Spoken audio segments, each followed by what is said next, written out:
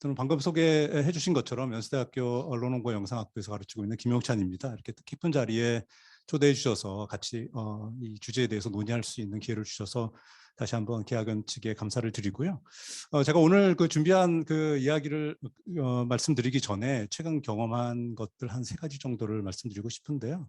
최근에 제가 그 성경의 구약에 있는 에스겔서 40장을 쭉 읽다 보니까 거기 이제 에스겔이 환상 속에서 성전을 보는 장면이 나오는 것을 볼 수 있었습니다. 그러니까 40장부터 이제 쭉 이제 그 장면들이 이어지는데요. 거기서 보면 에스겔이 굉장히 다양한 그 시점에서 성전을 바라보면서 성전의 모습을 묘사를 하고 있습니다.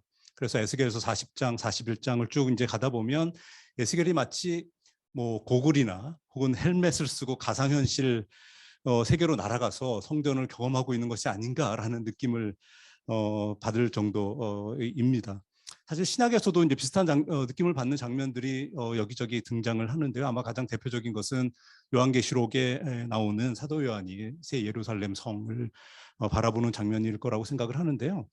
자, 이렇게 보면은 성경 안에도 조금 전에 그 우리가 설명을 들었던 것처럼 가상현실과 증강현실의 장면들이 곳곳에 그것과 유사한 그런 장면들이 곳곳에 등장하는 것을 보게 됩니다. 자, 이렇게 보면 요즘 이야기하는 가상현실, 증강현실, 혼합현실 등의 개념이 사실 성경의 세계에서는 그리 낯선 것이 아닐 수도 있겠다라는 이야기를 할 수 있을 정도인데요. 그런데 정말로 우리의 일상을 가상현실과 증강현실에 접합시키려는 그리고 그런 상상을 하는 사람들과 기업들이 최근 늘어나고 있다라고 할 수가 있을 텐데요. 그렇다면 이제 우리가 에스겔과 그 사도 요한의 환상 경험을 우리가 일상적으로 할 수 있게 되는 것일까요? 라는 질문을 던질 수가 있을 것 같습니다. 자, 그런데 며칠 전에 우리가 다 경험을 했던 것처럼 KT의 그 네트워크 명령어 설정이 잘못되는 바람에 전국의 KT망이 몇 시간 동안 마비된 사건이 있었습니다. 가상의 세계가 명령어 한 줄 실수로 허물어질 수도 있는 것을 보여주는 사건이었다고 할 수가 있는데요.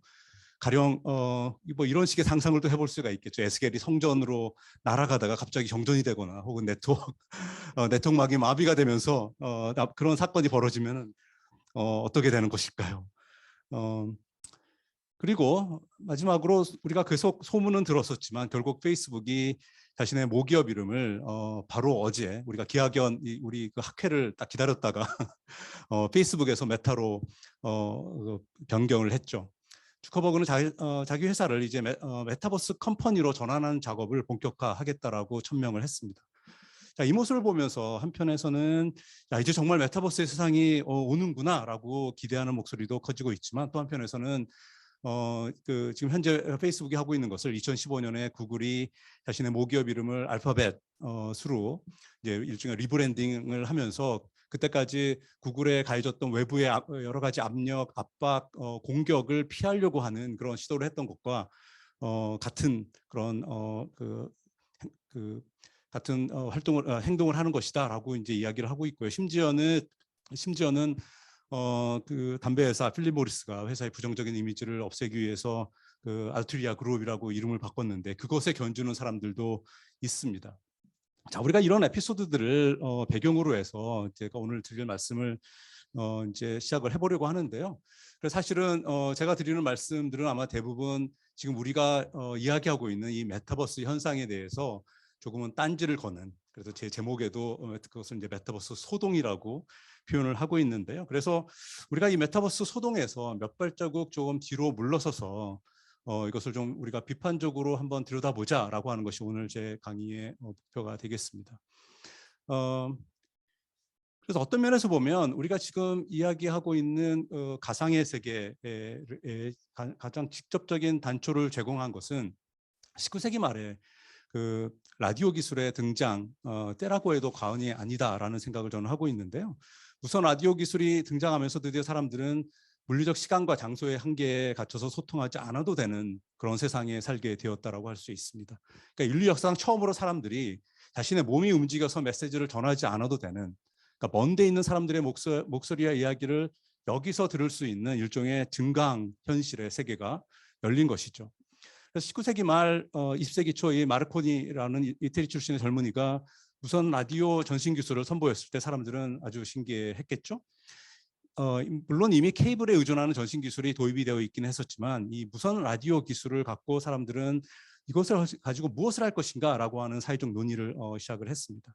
그래서 이것이 사람들에게 그리고 사회에 어떤 의미가 있는 기술일지 또 어떤 역할을 할 것인지에 대한 사회적 논의가 점점 커져갔다고 하는 것이죠.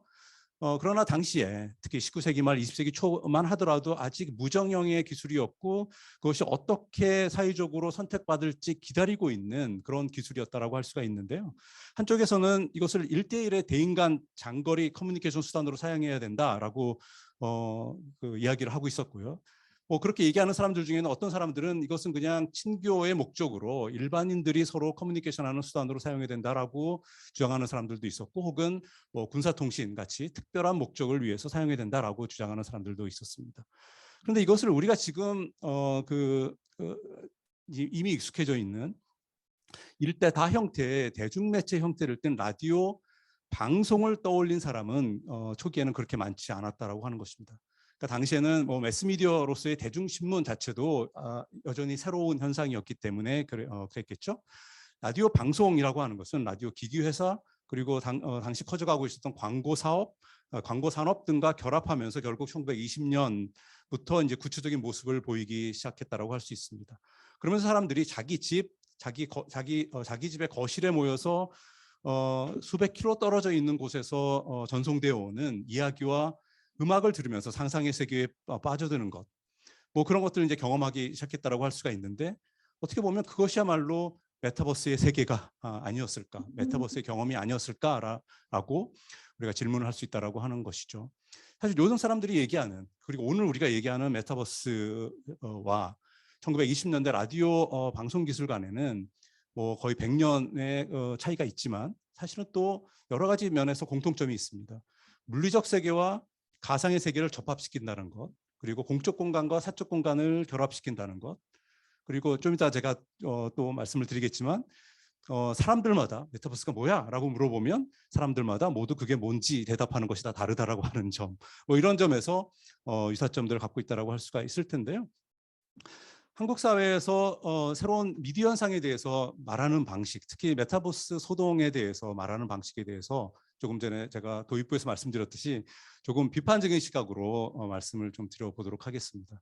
최근 한국에서 메타버스라는 말을 할 때 사람들이 주로 이제 그 단어를 듣게 되면 처음 이제 떠올리거나 혹은 반응하는 것들을 제가 한번 쭉 그냥 제 머릿속에 떠오르는 대로 적어봤는데요. 아마 많은 사람들이 처음 이 단어를 들었을 때 그게 어디 가서 타는 버스야? 이런 식의 반응을 보이기도 이제 하는데요.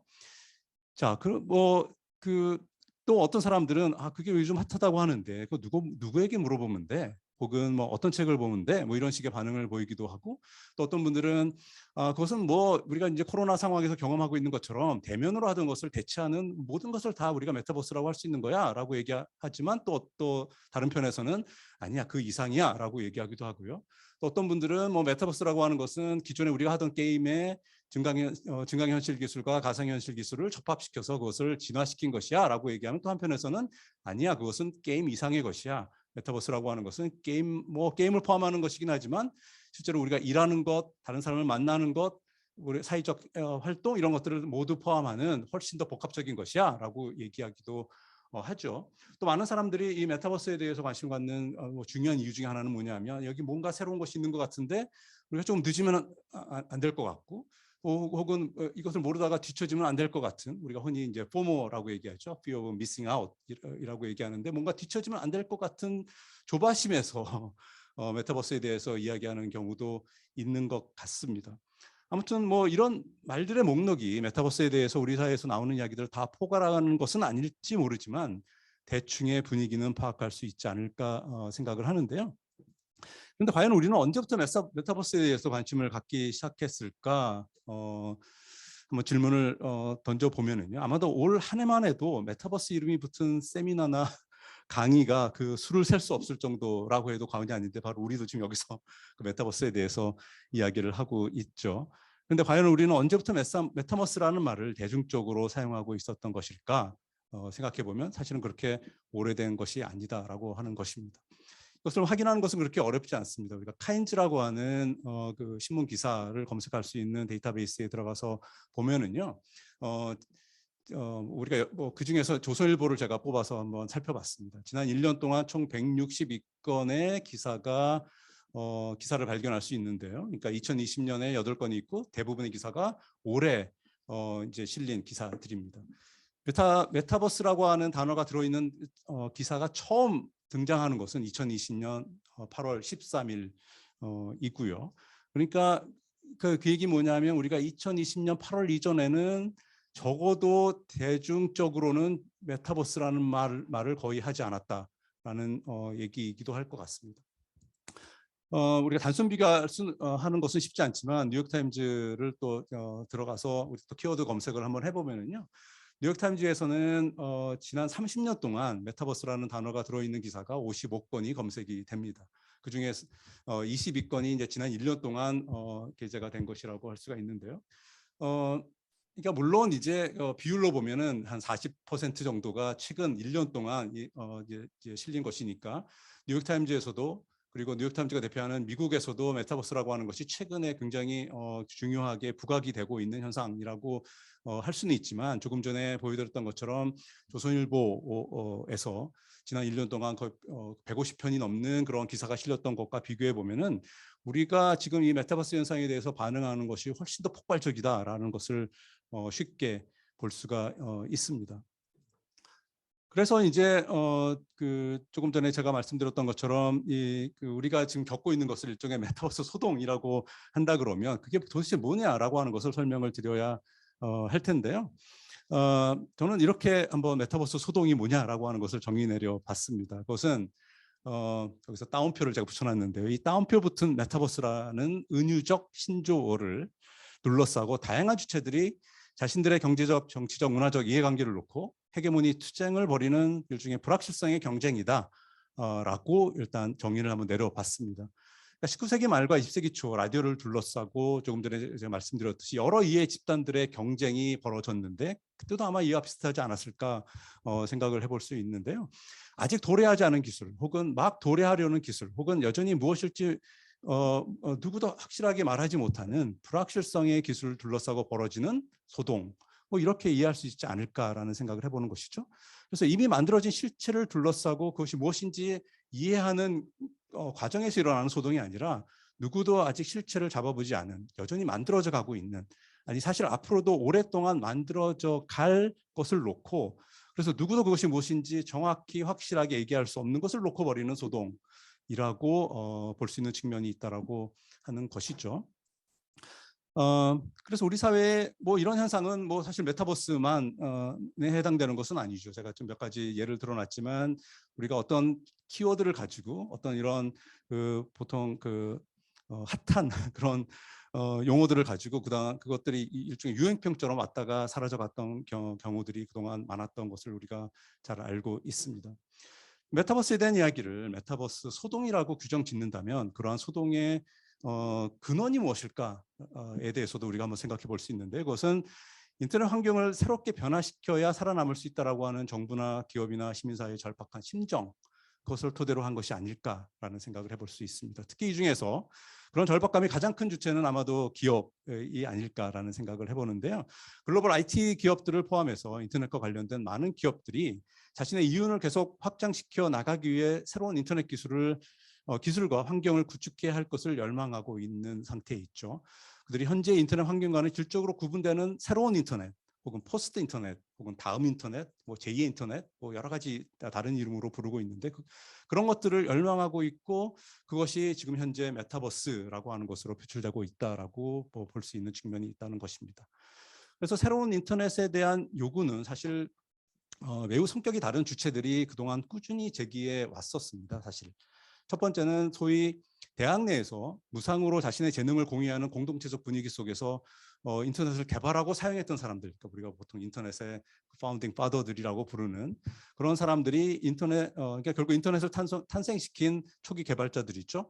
그분들이 1990년대 이후부터 상업화된 인터넷을 다시 공유제나 공공재로 복원시키려는 운동을 벌이고 있습니다. 두 번째는 글로벌 IT 기업들은 인터넷 환경을 바꿔서 자신의 이윤을 더욱더 극대화시키는 방법을 계속 모색하고 있다고 하는 것이죠. 이들의 궁극적인 목적은 아마도 플랫폼의 플랫폼을 구축하는 것이라고 볼 수가 있을 것 같습니다. 인터넷이 애초에 네트워크의 네트워크로 출발했던 것과 상응하는 것이라고도 할 수가 있는데요. 현재 상태는 다양한 온라인 플랫폼들이 서로 분리되어 있어서 한 플랫폼 내의 경험이나 거기서의 실적이나 혹은 거기서 쌓은 재화 등이 다른 플랫폼으로 옮겨가게 되면 가치를 상실하는 그런 상태에 있죠. 하지만 새로운 포스트 인터넷에서는 플랫폼과 플랫폼이 서로 연결되어서 그러니까 플랫폼에 플랫폼이 구축된다라고 하는 것을 전제로 해서 한 플랫폼에서의 경험이 다른 플랫폼으로까지 이어지는 것이 가능해진다라고 하는 것입니다. 페이스북을 비롯한 기업들이 그리고 있는 메타버스의 환경이라고 하는 것이 아마도 이런 것이 아닐까 우리가 짐작을 해볼 수 있는 것인데요. 방금 우리가 살펴본 것처럼 새로운 인터넷 혹은 넥스트 인터넷에 대한 여러 주장들의 대립 속에 현재 메타버스 소동을 놓고 볼 때 그것이 이제 무엇인지 이해하기 위해서는 이런 대립들 속에서 우리가 파악을 하는 것이 중요하다라고 생각을 합니다. 제가 시간 관계상 좀 빨리 진행을 해야 될 것 같은데요. 지금 우리가 사진에서 보고 있는 사람이 여러분들이 잘 아시다시피 월드와이드 웹을 이제 발명한 팀 버너스-리이죠. 이분이 지금 현재 Save the Web이라고 하는 운동을 벌이면서 인터넷을 다시 공공의 것으로, 시민의 것으로 다시 가져오자라고 하는 운동을 현재 벌이고 있습니다. 이제 넘어가도록 하고요. 자, 이렇게 새로운 인터넷을 다시 공적 자산으로 만들어야 된다라고 하는 목소리를 높이는 사람들이 여기저기서 나오고 있지만 글로벌 IT 기업들은 인터넷에 대해 이들과는 매우 다른 상상을 하고 있는 것이죠. 지난 여름 마크 주커버그가 이제 페이스북 주주총회에서 이렇게 말을 했습니다. 결국 그러니까 페이스북은 이제부터 소셜 미디어 기업이 아니라 메타버스의 기업이다 이렇게 이제 이야기를 했는데 뭐 이제 이름을 메타로 바꿨으니까 지난 여름에 주커버그의 선언이 허언은 아니었던 셈이죠. 페이스북이 스스로를 소셜 미디어 기업이 아니라 메타버스 기업이라 천명한 여러 가지 이유들을 우리가 이제 생각을 해볼 수가 있는데요. 물론 이제 페이스북이 갖고 있는 플랫폼에서 10대들을 포함해서 젊은 사람들이 이제 빠져나가고 있는 것들이 위기감을 주었을 것이라고 우리가 짐작을 해볼 수가 있고 또 페이스북이 특히 주커버그를 중심으로 해서 그동안 계속해서 이야기했던 것이 뭐냐면은 페이스북은 사실은 자체 OS가 없잖아요. 되게 마이크로소프트라든지 혹은 맥이라든지 다른 회사의 OS를 활용해서 이제 서비스를 제공하는 그런 형태를 띠고 있었는데 자체 OS를 개발하려고 하는 그런 노력들을 계속 해왔는데 지금 이 메타버스를 이제 주창하면서 플랫폼을 만들면서 새로운 OS를 만들어내고 이제 다른 IT 기업들이 자신이 만드는 새로운 메타버스의 생태계에 거주하게 만드는 그런 식의 새로운 생태계를 만들려고 하는 그런 작업을 하고 있다라고 이해를 할 수가 있고요. 물론 아마 가장 직접적인 이유는 최근에 이제 뉴욕타임즈라든지 워싱턴 포스트에서 이야기하고 있는 왜 페이스북이 메타로 이름을 바꿨을까라고 하는 것은 제가 적어놓은 것처럼 페이스북이 지난 5년 6년 동안 의회로부터 또 미국 정부로부터 아마 거의 전 세계 정부로부터 이제 받고 있는 여러 가지 혐의 공격들에 대한 일종의 거기에 대한 방어 전략의 하나로 그런 결정을 한 것이 아니다라고 많은 사람들이 생각을 하고 있다라고 하는 것이죠. 지금까지 말씀드린 이야기들을 종합해서 메타버스 소동이라고 하는 것을 이렇게 이해할 수 있지 않을까라는 생각을 해보는데요. 그것은 아마도 가상현실, 증강현실, 혼합현실 기술과 함께 드러나는 미디어 환경의 현재 변화 상황을 반영하는 징후이기도 하고 지금 우리가 경험하고 이야기하고 있는 메타버스 소동이라고 하는 것이 혹은 그러한 변화를 스스로 주도하겠다라고 하는 여러 주체들의 욕구가 충돌하는 현상이기도 하다라고 하는 것이고요. 또 일반 대중들 사이에서 유행에 뒤질 수 없다라고 하는 심리의 역학이 모두 함께 작용하는 것이라고 할 수가 있겠습니다. 결국 메타버스는 뭔가 새로운 미디어 환경이 만들어지고 있다는 생각과 느낌 그리고 그러한 새로운 미디어 환경을 스스로 만들어 보겠다라고 하는 의지가 서로 상호작용하는 것이다라고 볼 수 있는 측면이 있다라는 것인데요.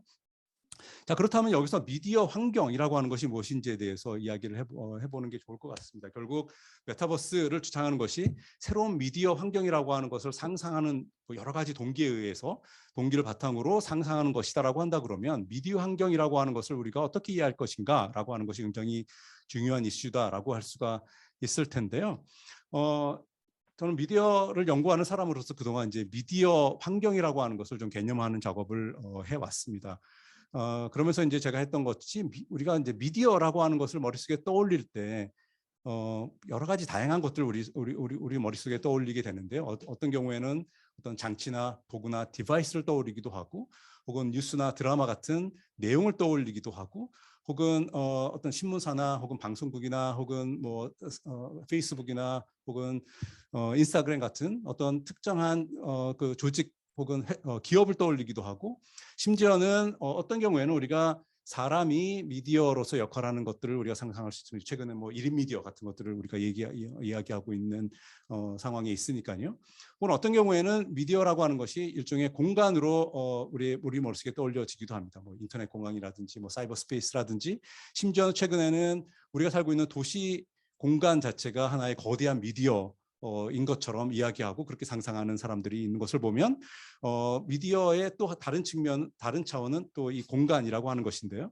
우리가 미디어 환경이라는 것을 얘기할 때는 결국 이렇게 다차원적인 미디어들을 우리가 통합적으로 이해하는 것이 필요하다라고 하는 것입니다. 제가 시간이 없어서 이것들을 쭉 넘어가야 될 것 같은데요. 그래서 결국 우리가 지금 현재 살아가고 있는 미디어 환경의 중요한 특징들을 한번 살펴본다라고 하면은요, 결국 우리가 지난 1940년대 정도부터, 그러니까 2차 대전이 끝나고 나서 TV가 사람들이 일상에 들어오기 시작하는 시점부터 이제 매스미디어 시대라고 하는 것이 시작이 되었고, 이제 공교롭게도 이제 정치적으로 보면 냉전의 시대가 끝나가는 80년대 말 90년대를 기점으로 해서 이제 매스미디어 시대가 이제 저물어 가면서 90년대 초에 인터넷이 사람들의 일상으로 돌아오면서 이제 새로운 이제 미디어 환경, 그러니까 저는 그것을 이제 포스트 매스미디어의 환경이라고 주로 이제 부르고 있는데요. 그런 환경, 이제 그런 미디어 환경의 변화라고 하는 것을 우리가 지난 한 30년, 40년 동안 경험하고 있는 것이라고 볼 수가 있는데요. 그 경험의 이제 특징들을 조금 정리를 해본다고 한다 그러면, 공적인 것과 사적인 것이 서로 결합되고 굉장히 그것이 융합되는 일종의 하이브리드의 그런 새로운 공간이 등장을 하고요. 또 개인적인 것과 집합적인 것의 또 하이브리드로서 네트워크화된 개인들이라고 하는 것들이 특히 인터넷 이후에 우리가 경험하고 있는 것이라고 할 수가 있고요. 또 낯익은 것과 낯선 것이 서로 결합하면서 또 그것에 또 일종의 하이브리드적인 현상들이 등장을 하고 있고, 글로벌한 것과 로컬이 또 결합하는 그런 하이브리드의 것이 등장을 하고 있고, 결국 우리가 오늘 얘기하는 것과 더 직접적으로 연관이 되는 실제와 가상이 결합하는, 그래서 어떤 분들은 그걸 리얼 버추얼이라고 표현하기도 하고 또 버추얼 리얼이라고도 표현하는 이런 하이브리드적인 새로운 사회적 현상들이 나타나고 있다라고 하는 것인데요. 자, 이런 측면에서 본다고 하면은 사실 어떤 면에서 보면 우리가 지금 이미 살고 있는 시대는 이미 벌써 오래전부터, 특히나 그 미디어 환경의 변화가 시작되는 30년, 40년 전부터 이미 메타버스의 시대로 우리는 들어선 것이다라고 볼 수 있는 점이 있다라는 것입니다. 왜냐하면 결국 우리가 지금 경험하는 대부분의 것들은 결국 미디어를 통해서 경험하는 것들이 거의 대부분이라고 하는 것이고요. 심지어는 이제 미디어 학자들 중에는 그것을 미디어화라고 하는 개념으로 설명을 하는데요. 결국 우리의 삶을 구성하는 거의 모든 것들이 이제는 미디어 논리에 따라서 구성이 되고 경험하게 된다라고 하는 것이어서, 결국은 미디어를 벗어난 현실은 이제 현대 사회에서는 거의 의미가 없는 것처럼 우리가 그렇게 인식하고 그렇게 간주하면서 살아간다라고 하는 것, 그런 것들을 뭐 여러 가지 이제 개념들로 이야기를 합니다. 어떤 분들은 그것을 미디어 삶이라고 하는 개념으로 얘기하기도 하고, 우리가 살고 있는 도시 환경 자체가 이제는 거대한 미디어 도시의 것으로 전환이 되고 있다라고 이야기하기도 하고요. 결국 우리가 이런 도시 안에서 살아가고 있는 우리의 삶 자체가 이제는 우리의 이제 데이터화가 되어서 그 데이터들이 이제 그 글로벌 IT 기업의 계속해서 이제 들어가게 되는 그런 일종의 디지털 인클로저의 현상이 나타나기도 하고, 그래서 결국은 우리가 이제는 미디어 안에 사는, 미디어 하부 구조 위에, 그리고 미디어 환경 속에서 살아가는 그런 식의 변화가 만들어지고 있다라고 하는 것입니다. 자, 이 그림이 우리가 지금 미디어에 둘러싸여서, 그리고 미디어 속에서 살아가고 있는 한 단면을 보여주고 있는 것이라고 할 수가 있을 텐데요. 자, 이제 메타버스 현상을 이제 미디어 혹은 미디어 환경의 관점에서 조금 구체적으로 규정을 해본다 그러면 이렇게 말씀을 드릴 수 있을 것 같습니다. 앞에서 말씀드린 미디어의 다차원성 개념을 가지고 와서 이제 메타버스 미디어 환경을 설명해 본다면, 메타버스 현상 혹은 메타버스 소동이라고 하는 것을 미디어를 가지고, 미디어를 이용하면서 미디어를 신뢰, 대적, 의존하고, 스스로 미디어가 되기도 하고, 그리고 미디어 속에서 살아가는 환경을 우리가 어떻게 새롭게 구성할까를 놓고 버리는 다양한 이해관계와 욕구들의 상호작용이라고 이야기할 수가 있을 것입니다. 이렇게 장치, 제도, 사람, 공간으로서의 미디어 차원들이 서로 상호작용하면서 가상의 정체성, 가상의 관계, 가상의 공간을 현실의 정체성, 현실의 관계, 현실의 공간과 조합시키는 특정한 방식, 그것에 대한 고민, 이런 것들이 메타버스라고 하는 말로 표현되는 것이라고도 볼 수가 있겠고요. 근데 사실은 메타버스라는 말 자체가 저는 굉장히 모호해서 지금 말씀드린 그런 의미를 다 담는 것에 좀 부족하다라는 생각이 들어서, 저는 대신 확장된 가상 공간 혹은 확장된 가상 공간 미디어라는 말이 더 좋다라고 생각을 합니다. 그래서 확장된 가상 공간 미디어로서의 메타버스는 아마 뭐 이런 식으로 구성되어 있다라고 할 수가 있겠죠. 시간 관계상 제가 아마 좀 전에 앞서 발제하신 선생님께서 잘 설명을 해주셨기 때문에, 일단 어떤 장치적인 그런 요소들, 그다음에 내용으로서의 요소들, 제도로서의 요소들, 또 그 안에서 움직이는 가상과 실제의 사람으로서의 요소들, 또 공간으로서의 요소들이 복합적으로 작용하는 것, 이런 식으로 우리가 확장된 가상 공간 미디어로서의 메타버스를 통합적으로 이해하는 것이 필요하다라고 하는 것이고요. 자, 이런 것을 토대로 해서 지금 나오고 있는 메타버스에 대한 다양한 상상, 예측, 전망, 설명들을 추스려 보면은 저는 대체적으로 두 개의 시나리오가 이야기되고 있는 것 같습니다. 이제 어떤 시나리오를 택하느냐에 따라서 메타버스에 대해서 굉장히 다른 설명들을 하고 있는데, 첫 번째 시나리오는 확장된 가상 미디어 공간으로서의 메타버스를 현실과 가상의 융합으로 보는 것입니다. 디지털 시티라든지 뭐 스마트 시티의 개념이 이것과 연관된 것이라고 할 수가 있을 것 같습니다. 도시의 물리적 경험에 가상현실, 증강현실, 혼합현실의 기술을 활용해서 일종의 디지털 경험의 레이어를 더 씌우는 것이죠. 그래서 사람들이 살아가는 온오프라인의 삶이 온오프라인 하나에만 의존하는 것이 아니라 그것보다 훨씬 더 풍성하게 경험할 수 있도록 만들어주는 것이고요. 자, 이것과 연관된 것이 최근에 많은 사람들이 이야기하는 디지털 트윈과 같은 개념이라고 할 수가 있겠고요. 그러니까 물리적 현실의 것을 디지털 세상에 옮겨놓은 뒤에 그 둘을 연계시키는 것, 뭐 이런 식으로도 이해할 수 있을 것 같습니다. 두 번째 시나리오는 아까도 말씀드렸듯이 플랫폼과 플랫폼을 연계하는 일종의 플랫폼의 플랫폼이라고 할 수가 있는데, 이것은 일종의 메타 플랫폼을 만드는 것을 이야기하는 그런 방식의 시나리오입니다. 이 시나리오에는 물리적 현실 세계와의 연계에 대해서는 그렇게 강조하는 것 같지는 않습니다. 그러니까 페이스북을 포함해서 요즘 흔히 메타버스 기업이라고 스스로 혹은 자타가 얘기하는 그런 기업들이 얘기하는 것이 여기에 대체적으로 여기에 포함되는 것이라고 할 수가 있겠는데요. 그래서 많은 게임 기업들이 주로 이런 식의 시나리오를 이야기하고 있죠. 이러한 시나리오를 가능케 하는 중요 기술 중 하나가 플랫폼을 넘나들더라도 디지털 재화의 가치를 계속 유지할 수 있도록 만들어주는 뭐 NFT 기술 같은 것들이라고 할 수가 있겠죠.